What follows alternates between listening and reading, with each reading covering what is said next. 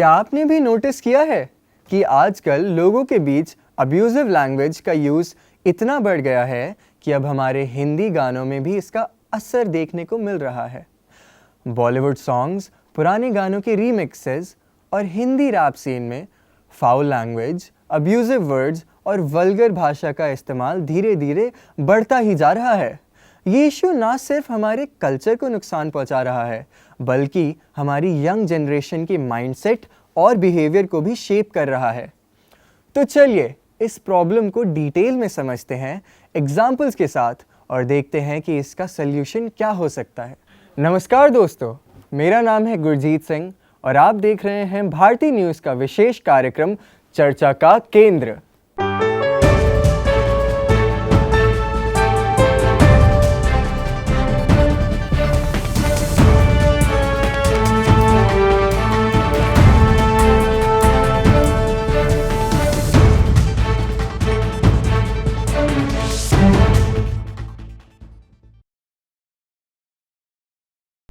और आज हम जानेंगे कि हिंदी गानों में बढ़ते अब्यूजिव लैंग्वेज और वल्गर लिरिक्स का यूज़ कितना बुरा है और इसका सल्यूशन क्या है।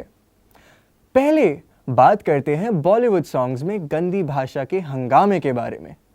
बॉलीवुड का नाम सुनते ही दिल में मेलोडी, रोमांस और इमोशन का ख्याल आता है, लेकिन लास्ट कुछ सालों में बॉलीवुड सॉन्ग्स का सीन कुछ ऐसा बदल गया है कि जहां पहले साहिर लुधियानवी, गुलजार, मजरू सुल्तानपुरी, आनंद बख्शी जैसे सॉन्ग राइटर्स एक इंसान के सारे इमोशंस, उसकी फीलिंग्स को शब्दों में डालकर हमारे लिए एवरग्रीन गाने लिखते थे, वहीं अब नए सॉन्ग राइटर्स बस सोशल मीडिया रीच के लिए और यूथ में 2 पल की चांदनी पाने के लिए अब्यूजिव लैंग्वेज का यूज़ करके बिना सर पैर के लिरिक्स लिखते हैं। अब गानों में डबल मीनिंग लिरिक्स और चीप वर्ड्स यूज होने लग गए हैं। पहले गाने दिल को छू लेते थे, पूरा परिवार साथ बैठकर शाम की चाय के साथ गाने सुनता था। अब कुछ गाने सिर्फ मजाक बनकर रह गए हैं। एग्जाम्पल के लिए फिल्म आर राजकुमार का गाना गंदी बात को ही ले लो। इसके लिरिक्स ABCD पढ़ ली बहुत, अच्छी बातें कर ली बहुत, अब करूँगा तेरे साथ गंदी बात। ये लिरिक्स सीधा डबल मीनिंग है। ये गाना 2013 के सुपर हिट गानों में से एक है, लेकिन इसने एक ट्रेंड शुरू किया जहां इसके बाद सॉन्ग्स में वल्गैरिटी और सस्तापन भरने लगा। दूसरा एग्जाम्पल है 2018 का एक गाना जिसके YouTube पर 200 मिलियन से ज़्यादा व्यूज़ हैं और इसको फ्रेंड एंथम भी बोला जाता है। आपको लग रहा होगा कि एक गाना जो कि दोस्ती के ऊपर लिखा गया है वो क्यों ही इस लिस्ट में आएगा, लेकिन इस गाने के बोल से ही आप समझ जाएंगे कि ऐसा क्यों है। तो 2018 के हिट गानों में से एक इस फ्रेंड एंथम के लिरिक्स हैं, तुम जैसे फलाना का सहारा है दोस्तों। ये लिरिक्स हैं या मजाक है, ये समझना मुश्किल नहीं है। जहां पहले दोस्ती पर फरमाए गाने दिल को खुश करते थे, वहीं ये गाना तो गाने के नाम पर ही सिर्फ एक मजाक लगता है। बस ये 2 गाने ही नहीं, बल्कि ऐसे कई गाने हैं जो कि इनसे भी ज़्यादा वल्गर हैं। आजकल तो आइटम सॉन्ग के नाम पर भी गानों में वल्गर लिरिक्स का कंटिन्यूअस यूज़ किया जा रहा है। फिल्म दबंग 2 का गाना फेविकॉल, अग्निपथ के गाने चिकनी चमेली और ऐसे कई गाने हैं जो कि हिंदी गानों के स्टारडम को गिरा रहे हैं। ये गाने यूथ के दिमाग पे क्या असर डाल रहे हैं? क्या बॉलीवुड को रिस्पॉन्सिबिलिटी नहीं लेनी चाहिए, या एंटरटेनमेंट के नाम पे सब चलता है? अब बात करते हैं पुराने बॉलीवुड सॉन्ग्स के रीमिक्सेस की। 90s की फिल्म्स जैसे दिल वाले दुल्हनिया ले जाएंगे या कुछ कुछ होता है के गाने अपनी सिंप्लिसिटी और सोलफुल म्यूजिक के लिए जाने जाते थे, लेकिन आज के टाइम में म्यूजिक कंपोजर्स को खुद गाने लिखने के बजाय 90s के गानों के लिरिक्स उठाकर रीमिक्स करके मॉडर्न बीट्स और वल्गर लिरिक्स उन गानों में ऐड कर देते हैं, जिससे उनका असली जादू खत्म हो जाता है। इसका एक एग्जाम्पल है 1980 की फिल्म कुर्बानी का गाना लैला में लैला, जिसका रीमिक्स 2017 की फिल्म रईस के लिए किया गया था। ओरिजिनल गाना एक मास्टरपीस था, लेकिन रीमिक्स में item song vibe, bold visuals और सजेस्टिव डांस मूव्स ने इसकी प्योरिटी को खत्म कर दिया। सेम चीज 1995 की फिल्म बॉम्बे के गाने हम्मा हम्मा के साथ की गई, जिसका रीमिक्स फिल्म ओके जानू में यूज किया गया। लिरिक्स तो वही रखे, लेकिन वीडियो और प्रेजेंटेशन इतना प्रोवोकेटिव था कि ओरिजिनल का चार्म ही चला गया। ऊपर से यूथ में इस गाने को और पॉपुलर बनाने के लिए इसमें रैप भी ऐड किया गया। 1996 की फिल्म तेरे मेरे सपने का एक बहुत पॉपुलर गाना आंख मारे का रीमिक्स फिल्म सिम्बा में यूज किया गया, जो कि उस साल का सुपरहिट गाना बना। लेकिन उसके लिरिक्स लड़की आंख मारे बिल्कुल अननेसेसरी और चीप लगते हैं। ये रीमिक्सेस क्या सच में आर्ट है या बस पुराने गानों के नाम पे जल्दी गाना हिट और पैसा बनाने का बिजनेस है? क्या हम अपनी म्यूजिकल हेरिटेज को इस तरह बर्बाद कर रहे हैं? चलिए अब हिंदी रैप सीन की बात करते हैं। 2019 की फिल्म गली बॉय ने रैप को इंडिया में मेन स्ट्रीम किया, लेकिन साथ ही एक प्रॉब्लम भी मेन स्ट्रीम हो गई। रैप सॉन्ग्स में खुल्लम खुल्ला गालियां, अब्यूजिव लैंग्वेज और वल्गर थीम्स का यूज, जो कि कुछ अंडरग्राउंड रैप सीन में मेन स्ट्रीम ऑडियंस की नज़रों से दूर हो रहा था, वहीं अब ट्रेंड में आ गया था। DHH यानी देसी हिप हॉप के नाम से इंडियन रैप सीन काफ़ी तेज़ी से यूथ के बीच पॉपुलैरिटी पा चुका है। अब एक ट्रेंड सेट हो गया है कि अगर आप रैप नहीं सुनते तो आप कूल नहीं हैं और आपका ऑरा नहीं है। एग्जाम्पल के लिए एमिवे बंटाई का मचाएंगे गाना, जिसके लिरिक्स तेरी औकात से ज़्यादा तेरा ईगो, अग्रेसिव और गाली वाली वाइब देते हैं।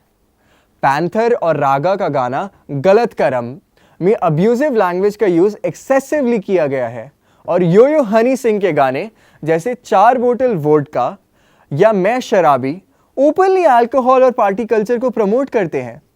साथ ही इनके वीडियोस में वल्गैरिटी भी होती है। ये गाने यूथ के लिए कूल बन जाते हैं और वो इनको कॉपी करने लगते हैं। ऐसा नहीं है कि सारे रैप सॉन्ग्स और रैपर्स बुरे हैं और वल्गर और अब्यूसिव हैं। बहुत सारे रैपर्स अपनी राइटिंग स्किल्स का यूज़ करते हैं और बहुत ही कमाल के लिरिक्स लिखते हैं, और वो रैप सुनने में बहुत अच्छा होता है। वो अपने शब्दों से एक पूरी स्टोरी बताते हैं। रैपर्स जैसे रफ्तार, डिवाइन सोशल इश्यूज़ पर रैप करके पॉजिटिव काम भी करते हैं, लेकिन ओवरऑल हिंदी रैप सीन में अब्यूजिव लैंग्वेज ही डोमिनेट करती है। सवाल ये है, क्या ये लैंग्वेज हमारी कल्चर के लिए खतरनाक है या बस ये नई जनरेशन को अपने आप को एक्सप्रेस करने का एक नया तरीका है? अब बात करते हैं सोसाइटी, खास तौर पर यूथ पे क्या इम्पैक्ट हो रहा है इसका। बॉलीवुड सॉन्ग्स और रैप हमारी कल्चर का बड़ा हिस्सा है और ये डायरेक्टली हमारी सोच और बिहेवियर पे असर डालते हैं। जब बच्चे या यंगस्टर्स शराबी या 4 बोतल वोडका जैसे गाने सुनते हैं तो उनको लगता है ये सब कूल है। इससे उनकी लैंग्वेज खराब होती है और गलत वैल्यूज़ उनके दिमाग में बस जाती हैं। आजकल स्कूल्स और कॉलेजेस में बच्चे कैजुअली गालियाँ और वल्गर वर्ड्स यूज़ करते हैं।